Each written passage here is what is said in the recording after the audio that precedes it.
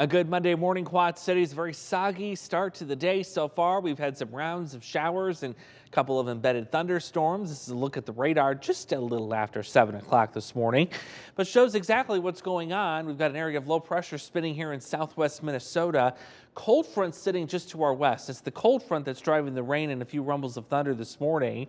Also want to remind you too that there still is a low possibility of seeing some severe weather as we go throughout the morning hours, not really so much into the afternoon.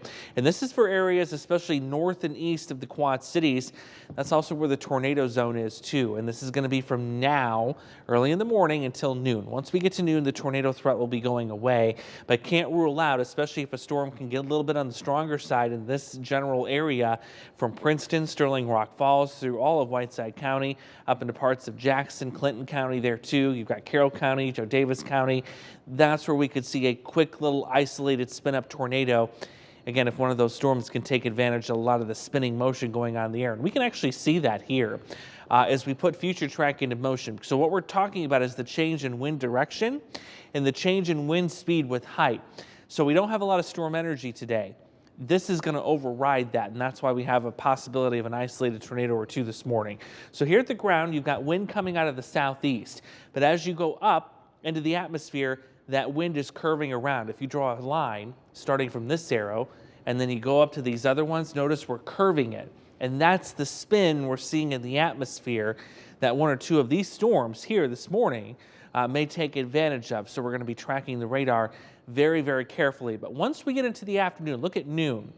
All of your wind, generally speaking, is coming out of the west. So the tornado threat goes away a little later this morning. So let's put future track into motion. Again, there's kind of our window of opportunity that one or two of those storms may try and go severe here for our Illinois hometowns, but as we get closer to noon, that threat goes away. Then we're just left with scattered showers and thunderstorms as we go throughout the afternoon, especially along and north of Interstate 80. That looks like where the best coverage will be.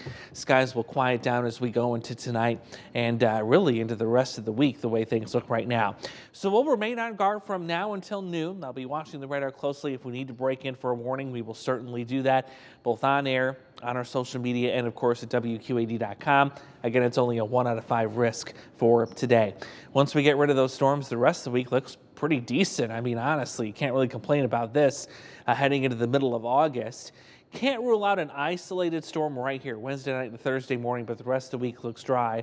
Meanwhile, we're not done with summer heat and humidity. It's still August. We got a long ways to go, and it will return by the upcoming weekend. So stick with me throughout the morning, and also make sure you have your News 8 app and Storm Track 8 app enabled with alerts ready to go in case warnings are issued this morning.